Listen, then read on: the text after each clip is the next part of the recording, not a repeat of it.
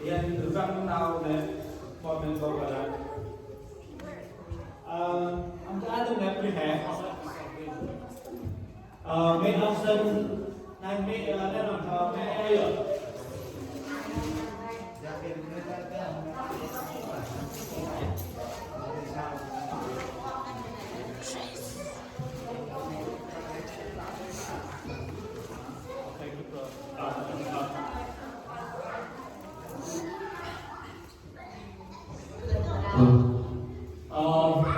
Hôm kia là một tuần đang hay một tin nữa phòng này.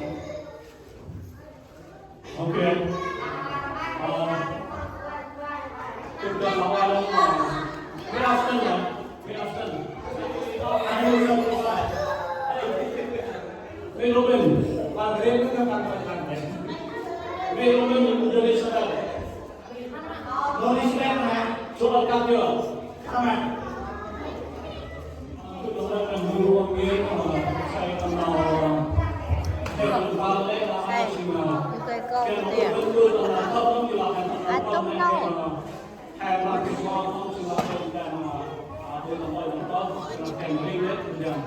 Em có lại cùng dòng cái hàng với cùng dòng cái hàng quân áp cùng dòng thì cái hàng quân tới đấy cùng dòng hàng quân đấy em phải tư là nào ba là lo nào mà áp nào cùng dòng thì mà cái thằng to cùng dòng ngon nào mà áp nào thì mẹ nào tư là thì cái lỗ em làm du là mà hay là suốt năm qua mà nào khai là cương tao cái sinh hoạt bạn cùng dòng cứ thay bay tất thay sinh ra sẽ ăn không lo thêm sinh hoạt của chúng ta nhé, thì là thêm cái phần cầu gốc thêm từ nào từ nơi nào mình ra đây chỉ từ nào làm nên và đó là sự quyết định mình làm là cái con mà cái làm cái học lớn đây là không có giao cái nào làm chúc con chúng ta đây là cái tất nhiên là sinh hoạt của chúng ta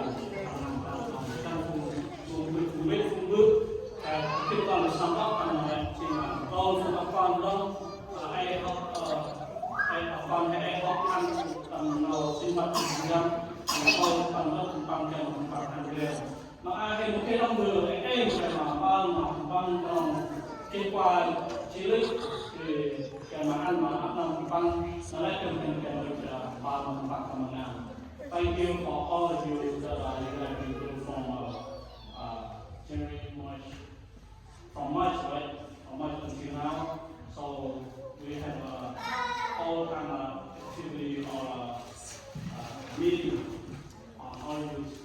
So I want from small group here, I want all of you and start from small group here and spread out so the word of God and bring more people come to church and bring more people come to youth meeting.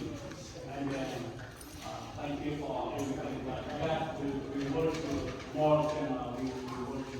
We don't have anything for you that can just encourage each other on the future. So thank you for everything.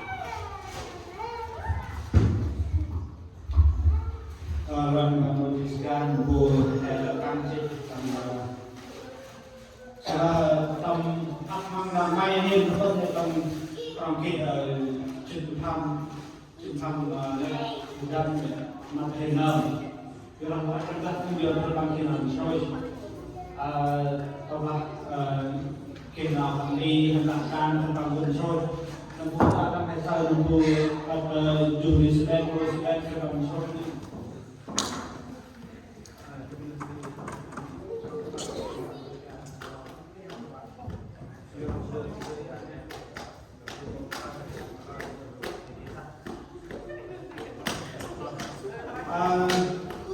bahwa biasanya dan sisok dan hidup saya boleh mahal bukan berat satu sudah kaya atau tak rumah yang bahan tertentu tak proyek yang berkaitan dengan yang bumbu saat ini tak menuliskan Boston, BBN, Wellington, Rachel, Adam, Jessica, Meto, Moscow, Julie, Grace, Harmony is bad. Christian is bad. Nobody is bad. Member Robin. Việc làm thằng băng sôi nào nó còn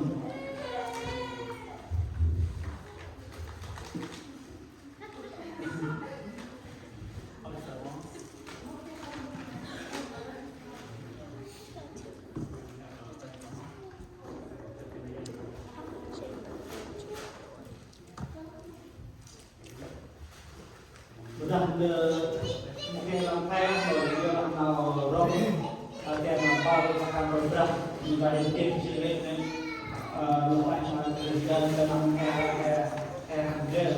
I hope for next year so we can use so we work together, okay? But we don't have that much gift to you guys for your homework, so you just have a small gift, okay? Turun lagi kami.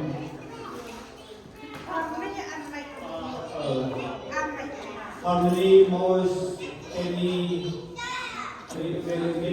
kurang tahu ni. Tapi apakah boleh lakukan yang sukses lain ni pada kita? Okay. Jadi mau kita. Okay. Okay. Thank you. Okay. Jonah, what you say to all phone? Thank you. Okay. 1, 2, 1, 2. Okay, this time one more. 1, 2, 3. Before special order. Berasal dari Batam. Karena number one pang now kabok pang mungkin hiu di pang ring lo. Di pang lo luang mo lah ini di pang kita ring lo mak kita pang ring. Jadi di pang kita ring pang di ngoài hen siapa mau lo pang di lo di pang hen hệ cái tốc độ sinh phát này, chúng ta tập trung là bằng cái tăng tê tại ngoài còn đưa vào góc ấy ra bằng này thì đưa sẽ là quay là phăng thì là bao giờ là phăng là sao bằng ăn là cái tốc độ sinh phát của dân, vì chỉ khi chúng ta phải sâu phăng các cái là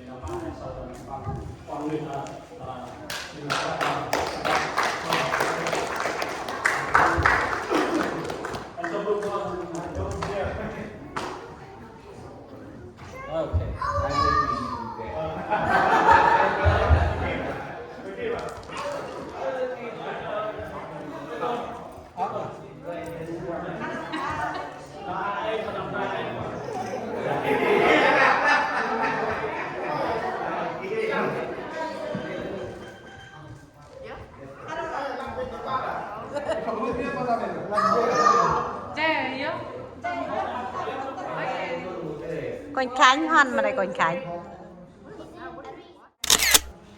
Okay, good job. Oh, do you have the last one? Maybe small gift there. Small gift.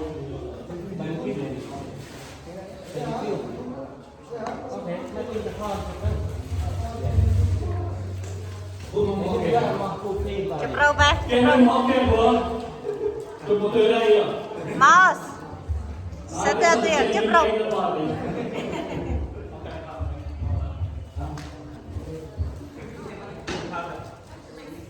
May abstain na ba? Kaya tao ko, ano? Amin ay may guro din, ano?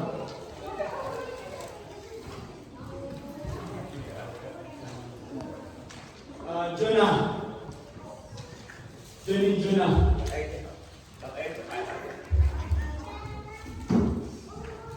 Ngayon ka na. You too.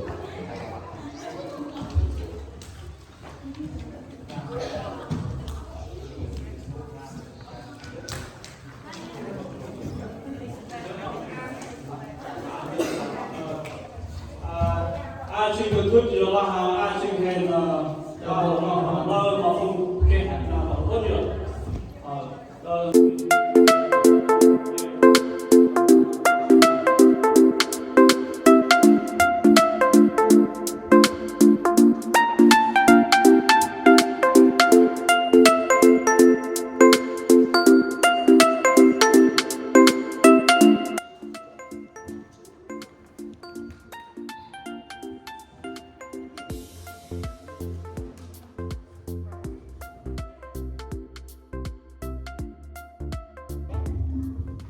Our youth meeting is from 7 to 9.